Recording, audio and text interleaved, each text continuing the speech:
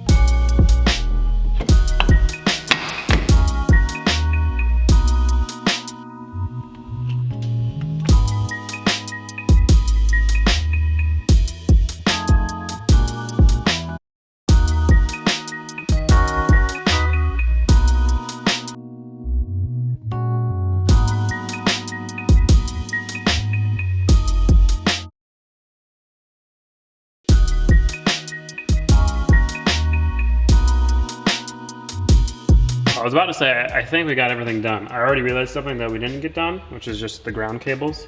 But I think we pretty much got everything done. All the wiring's in, all of the coolant lines are in, everything's actually tied up and nicely.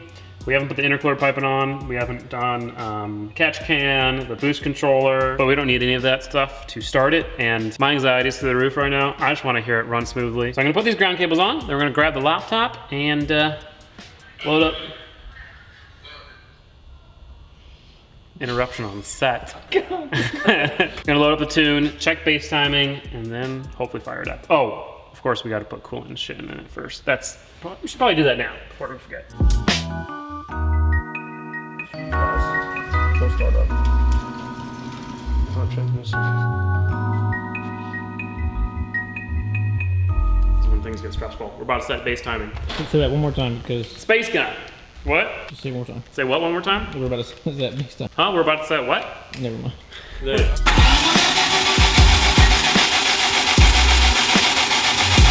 stop.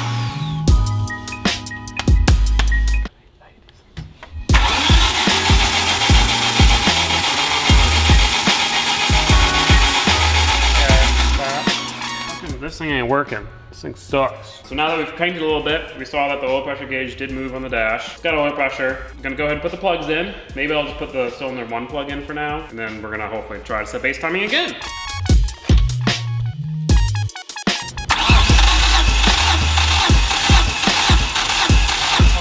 Oh, it flashed for a second there.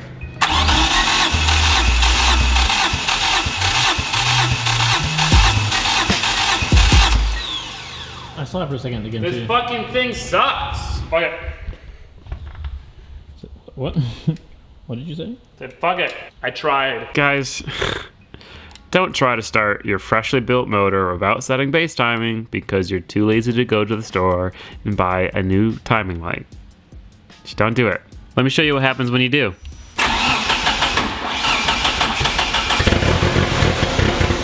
Okay, whoa, that was scary. Making compression. Wait.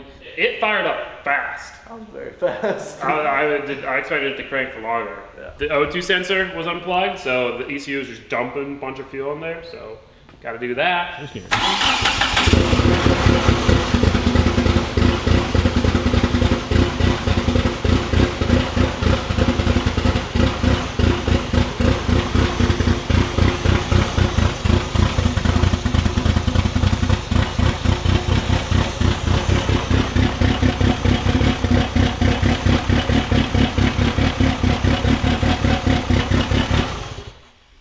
That thing sounds mean as fuck. I don't think it's supposed to sound like that. I know, but it does sound mean. It sounds mean. It sounds like a fully built like Yeah. K-series, which I mean, it does have cams.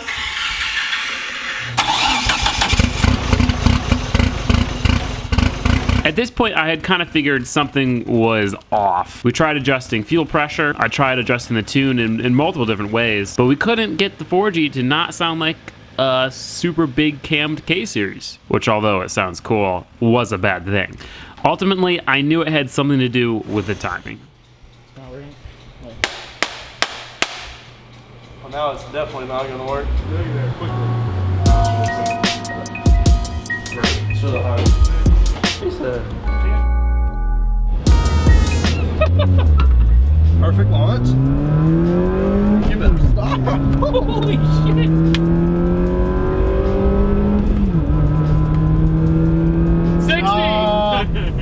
Tells you the RPM on the gun too. It's pretty cool. Sir, here's the. This is the top. Hold your arms out, please, sir.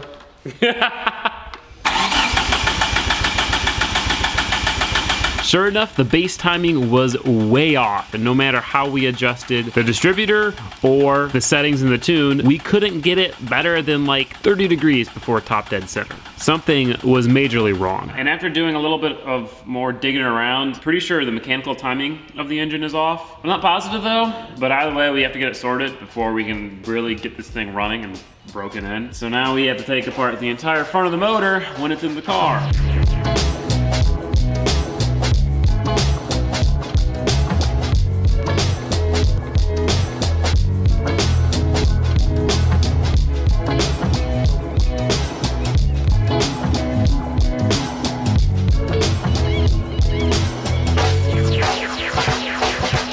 So we got the front of the motor taken apart, got to the timing stuff. What we've discovered is that the top dead center mark on the crank gear does not match top dead center on the piston. So when the piston is all the way up, the mark on the crank gear does not line up with top dead center. That makes no sense, because the crank has a key on it that aligns the crank gear and the little plate that has the mark for the timing. Huh? These are definitely both on the right way. Are they? Thing is that this can only, the actual sprocket can only go in one way. This technically can go in two ways. It can go in forward, or it can go in backward. And if you notice, when you flip it around, They're offset. the marks are offset by about 30 degrees, which is about the issue we were having. Yeah, I had this on backwards. Oops. He was explaining to me. He was like, "Look, this right here can Man, only go that one means way." this thing was really out of time, and it still ran pretty decently. Yeah. Which means it's gonna run perfect when we put it on. Hopefully. Well, clearly this is not an interference motor. 'Cause Yeah, I if it feel like was. it would have interfered. Yeah, that, if it was, it'd be. I literally just posted on Facebook too, Like 2 on a seconds. DSM Yeah. forum, like, I can't figure this out. It must be the wrong crankshaft. And then I come over here to show Daniel the issue, and then I pull off the thing, and I'm He like, goes- wait a second. No, he I put it goes- on backwards, and the timing mark moves perfectly. I'm like, bruh. He goes, "Look, this can only go on one way." He takes it off. He's like, "I fixed it."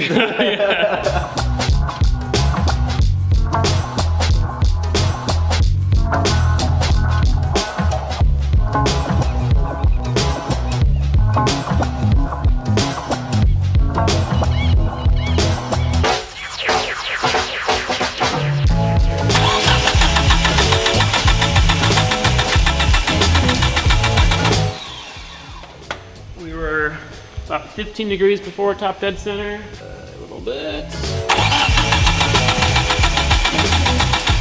Perfect. On the money.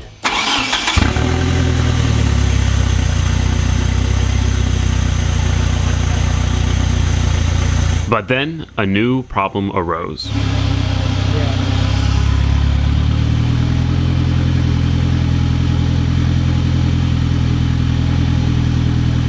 We're realizing that I had plugged all of the crankcase vents because I don't have the catch can made yet and I didn't want oil to get everywhere. But that means that all the cylinder pressure was building up in the engine and then just forcing it through the valve seals or the piston rings into the engine. Let's try it again. Took off a couple of the plugs.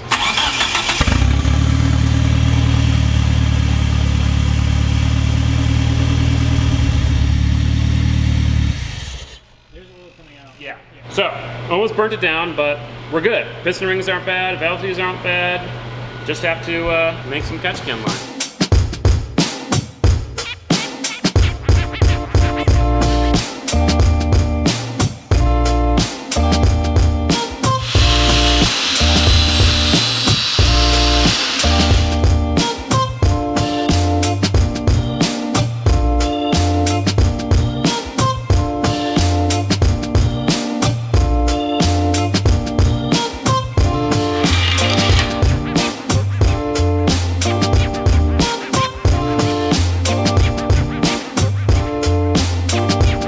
So we got the rest of the intercooler piping done. We got the catch can in there, so oil's not gonna be pouring all over the manifold. Everything in the engine bay should be done, besides filling up the intercooler system. So now we're gonna try to get it a full heat cycle, get it all the way up to operating temp, hear the fans kick on, and then we can get this thing driving.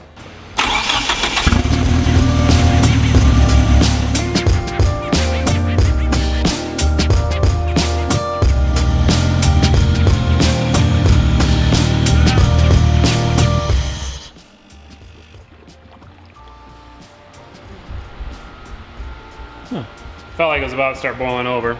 First heat cycle complete. It sounds pretty good. Top end is still making a little bit of noise, but that should go away with time. Everything else looks awesome. With the engine idling properly, it was now time to get the Eclipse ready to drive. Oh, there it went. Oh! Oh, shoot.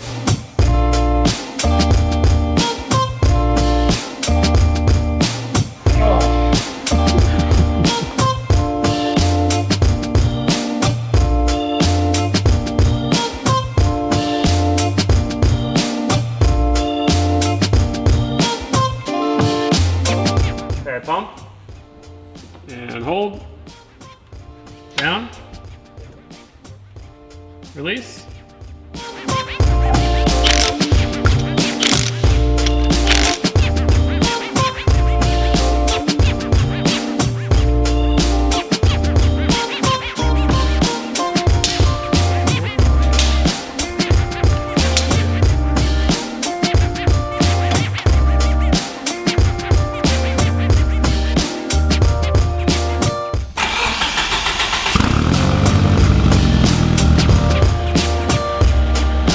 Quieting up, vacuum leaks fixed, will it overheat?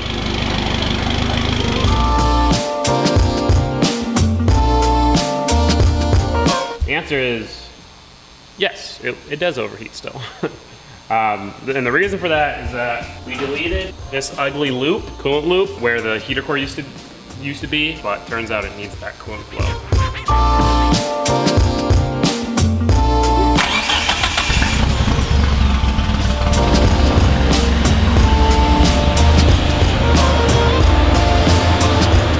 System's fixed, it's keeping temperature, fans are kicking on, interior is cleaned out of all the wood dust and stuff that got in it for it sitting here for a month. It's aligned and everything like that. Pretty sure we're ready to drive.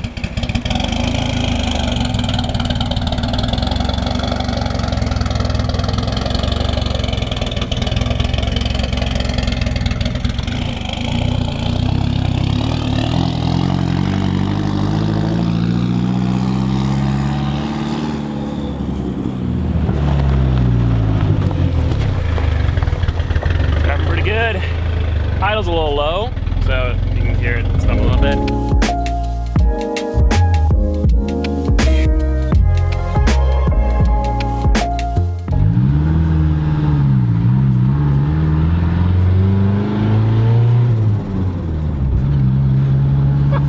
Ah, she's back, baby. You gotta bring both the wheels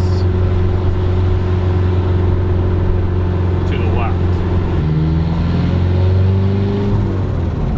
The car feels much better than it did before. The tune is obviously off, but feels good. It's driving, you know, relatively decent. Better first drive than last time, that's for sure.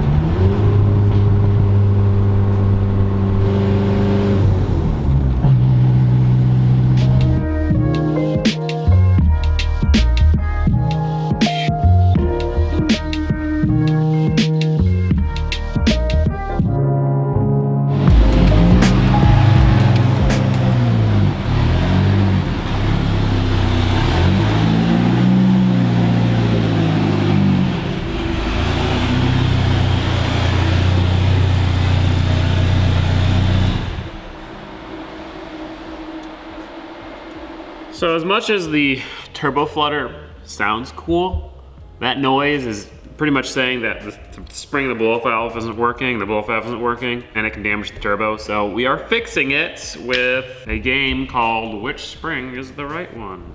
It's a bunch of random springs I've collected over the years. This is the one that was in it. Pretty beefy.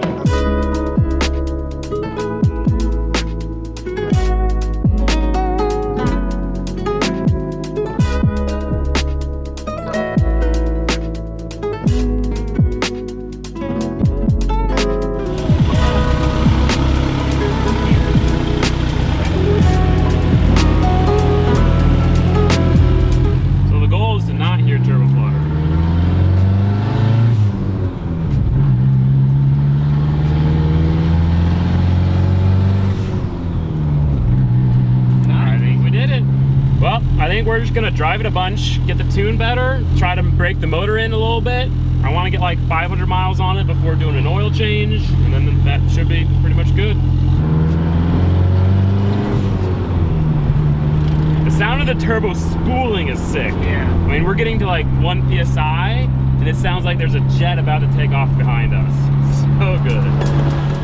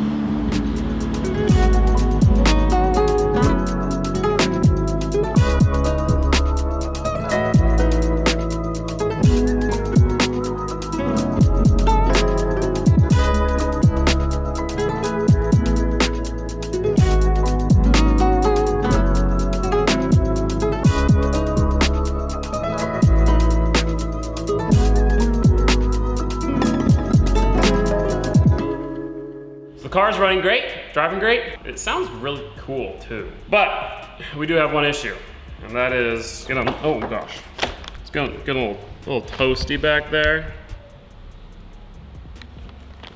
So we have to fix that. This wasn't a super important line, thankfully, but fuel line is close to there too, and then the intercooler tank is right next to the manifold, and it's just getting a lot of heat in the engine bay, that turbo. Plus, heat's getting through the firewall, even with the 2 layers and the insulation and the interior leather panel. That thing still gets pretty warm after a long drive. We got a lot of Mishimoto heat protection products, so we're gonna make a little heat shield with this, and then we'll heat wrap some things and some sleeves and all sorts of stuff. Try to get this thing a little bit cooler. Hey.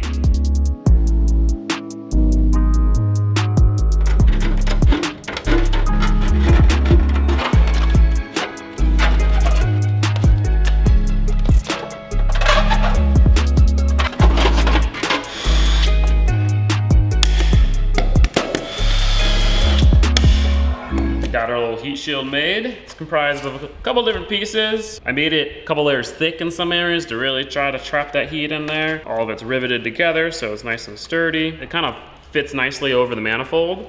And then I'm gonna build a bracket off the valve cover just to kind of hold down the top.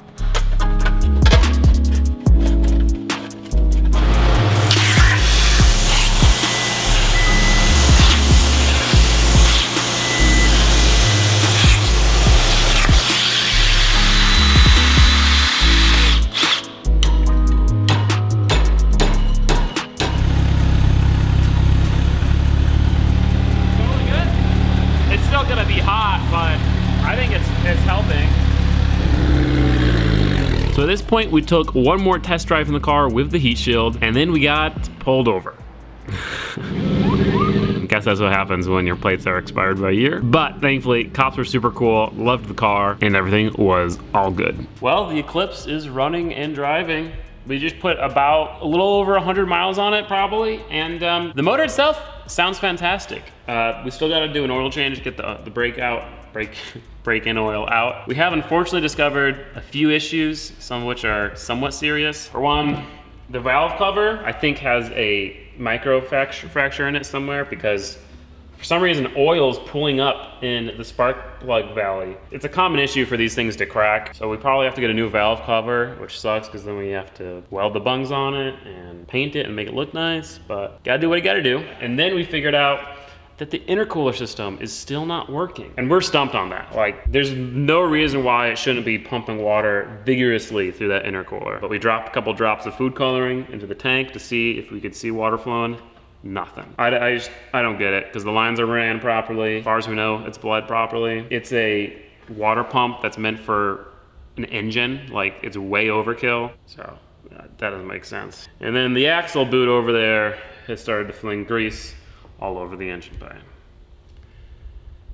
So we have to fix all those things before we go to the dyno, or at least we have to fix the intercooler. Thinking about just saying bye-bye intercooler and then doing a meth injection system. Either way, the next time you see this car, we'll have everything fixed and we'll be taking it to the dyno to hopefully make as much power as it possibly can. Can't wait to hear this thing, because just strolling around, it sounds so cool. It's very unique sounding with that exhaust, which is awesome. In the meantime, I got a new tow rig, and in the next video, I'm gonna show you guys that, and we're gonna start modifying it and doing some upgrades on it. If you wanna watch that video ahead of schedule, you can click up there, become a patron, support the channel. Otherwise, see you guys in a few days.